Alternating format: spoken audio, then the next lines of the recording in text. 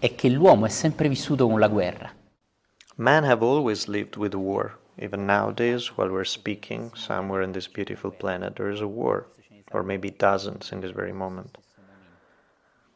Among those that are shown in the news or that you can find in the internet, obviously. Nevertheless, there are other wars that the news won't tell you about, like the one with your neighbor, or with the lady living downstairs, or with a guy in a coffee shop that perhaps is trying to cut in front of you on a queue. Or if you want to see a war, it is enough to observe how people drive their cars. These are small wars, but imagine, going out from the war that we're talking about, going out from hell, which is related to, and think about the greatness of this, exiting all wars, including the one that we have while we drive, which is not as big as a nation against another one. It is true that newspapers will always tell you that there is a war taking place. But what we're talking about is the fact that there are more wars that is shown in the news or the internet. Even small wars, but even if smaller, they always originate from our belief that we are persons, which means coming from an I that we're not aware of. Buddha was saying with great clarity that the cause of all sufferings is the lack of awareness, what he called identification with the I. In simpler terms, we could say that it is believing that we are persons. So when we talk about going out from hell, we are talking about something immense, extremely powerful. Look at this slide. It's taken from A Course in Miracles. You know that we are often referred to A Course in Miracles.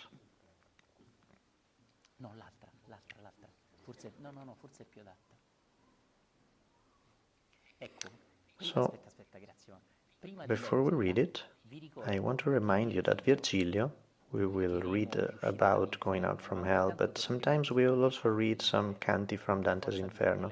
We don't have to necessarily read it in a chronological order. You know that some scholars say that, and we cannot know it for sure, that the first 2 or 3 Inferno's canti were written by Dante, or rewritten even, after he wrote the Paradise. This fact would introduce some variation in Dante's, we cannot be sure of that, but there is a renowned scholar from New York that talks about this, and this fact would explain why in the first canto, that we read the other time or 2 times ago, Dante introduces the she-wolf that he often presented as the symbol of the Roman Empire, that the Church also embraced, which is liberating message, also as an enemy that represents the politics of religion, not spirituality that is in service of awakening. According to some, this is possible because Dante grows wiser, experiencing the possibility to get lost into formalized religion or in similar religious dynamics instead of awakening to our true nature, thus discovering God or accessing paradise, to use another terminology. What does Virgilio do?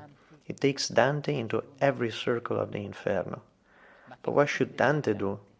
Sorry if I repeat some crucial points here. He should become aware of every shade in every one of the Inferno circles, without trying to change it, without taking any of the damned ones outside hell with him and Virgilio. If you see this from a certain perspective, it might even seem bad. But what does an initiate do? He becomes aware that there will always be wars in this world, forever. And you know that what I'm saying might seem absurd, but it will become clear once you discover reality, not before that. Before that time, you can only love the person who speaks, and I'm grateful about this, but if you do not discover who you really are, if you keep on thinking that you're a person that must grow, so on and so forth, you won't be able to discover the absolute behind all masks. And what I'm saying seems absurd. An initiate is not happy that wars exist, but he knows that there is a reason for them to exist.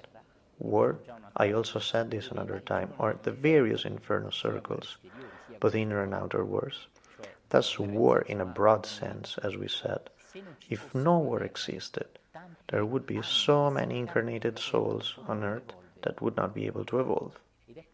It is for this reason that in the coming years we will see more and more places at peace in our world. Some places will be in a marvelous state of peace, one that we cannot imagine now, a real peace, not a state in which we are waiting for another war. While in other smaller places of the earth there will be terrible wars.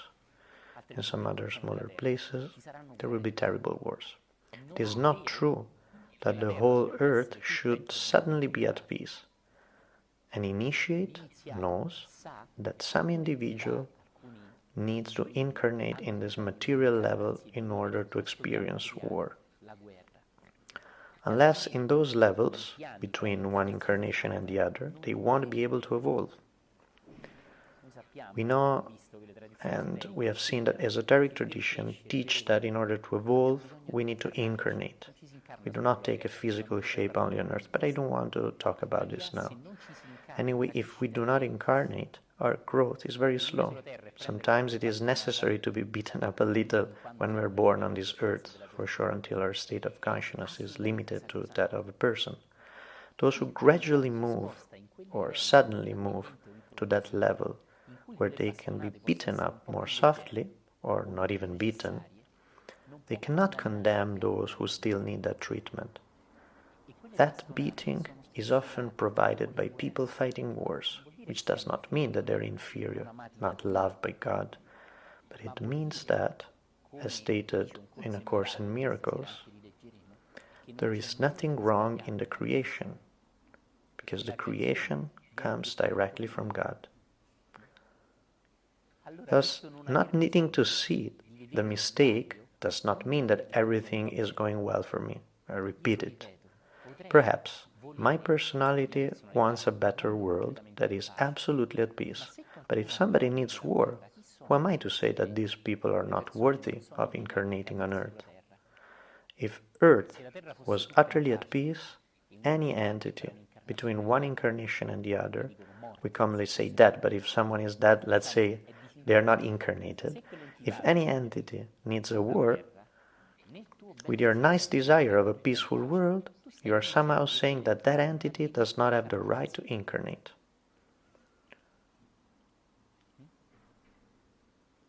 Or that you know that if planet Earth was all at peace, it would be better. In reality, it would be better only for your personal ideal of peace.